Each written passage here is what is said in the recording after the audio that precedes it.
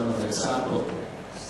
Another example, I find it's actually a very interesting example, is that how do we empower our patients to be able to treat themselves? And actually, United Kingdom since 2004, some pain clinics start to teach patients how to do self-acupuncture.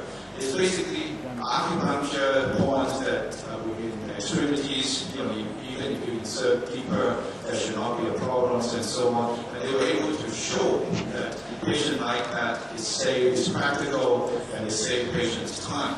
And so another way to empower the patients. Xerostomia. I'm sure Peter will bring up xerostomia because he is the first group to report on radiation-induced xerostomia treatment using acupuncture.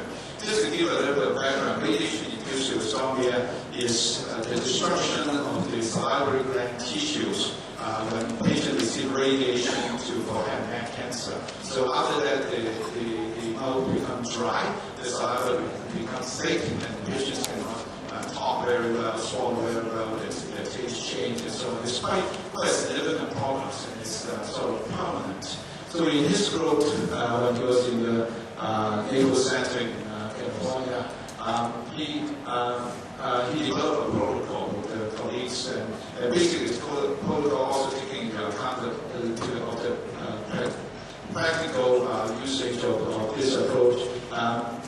The approach is to use the needle points in the finger, the RI1, and then the acupuncture meaning on the Shanman and salivary glands and the point 0 to 20 to 30 minutes per sessions, and once a week only, and you can, it shows significant results. It shows that you could be maintained for a long time if you do it once a month afterwards. So it's a pretty neat protocol.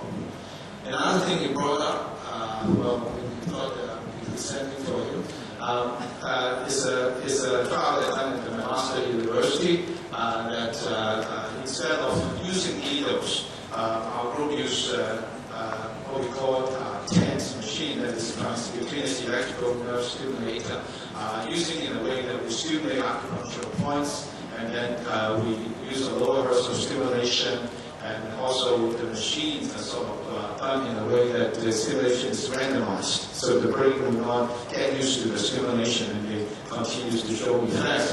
And in the phase 2 study, that was empowered on an institutional level how to deliver acupuncture. Because in North America or some part of the European countries, you may not have an on-site acupuncturist. You just need someone to say, trained how to use this machine, trained for that few acupuncture one, maybe you can use it for many centers and benefit more patients. Heart pressures. I scratch my head a little bit when I see his slides, but he brought up a few things, and basically I think he's trying to illustrate the lack of standard of care in acupuncture approach, and he's having a limitation for acupuncture research.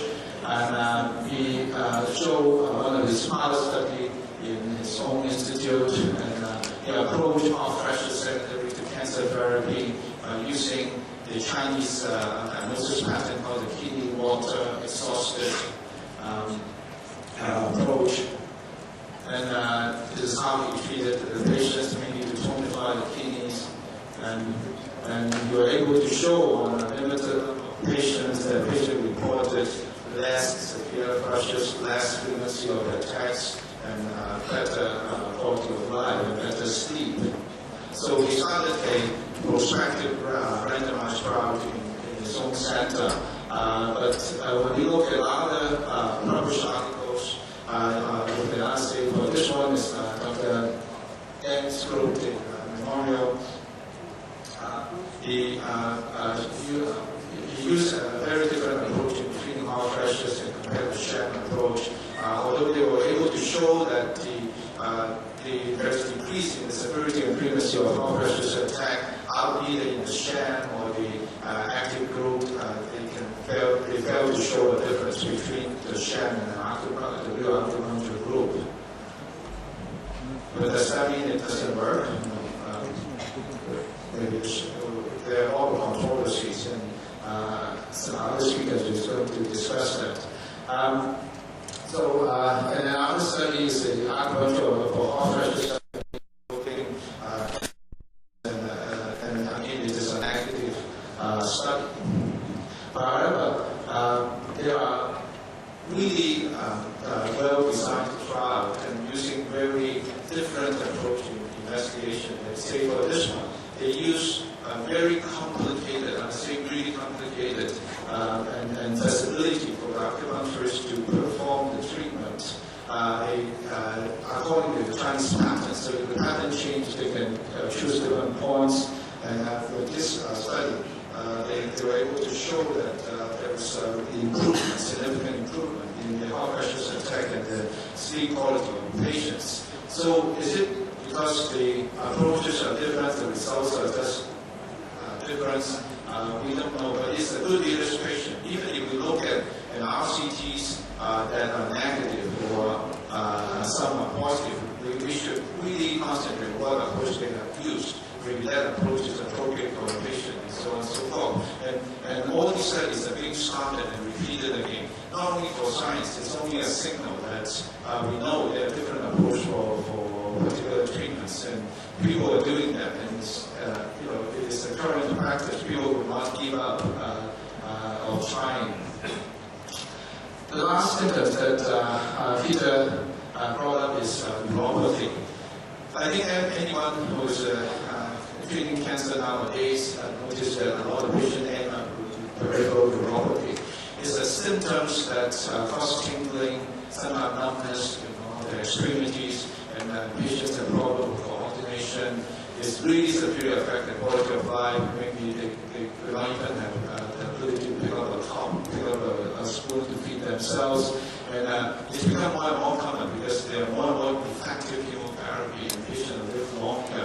And unfortunately for those patients who have chemotherapy and live longer, they suffer from the side effects, and peripheral neuropathy are particularly important, especially in the GI or gastrointestinal type of patients. So to approach this, there was really no guide. We got lots of referrals for those who practice acupuncture in cancer center. So we got to divide away, and what we see internationally, most groups start to approach this from many different angles.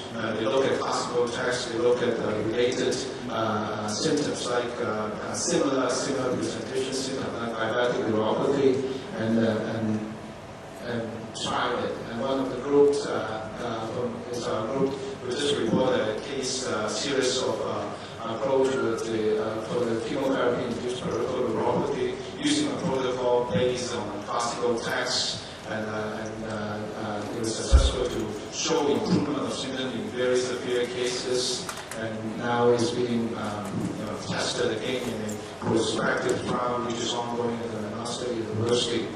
So I have to conclude for Peter.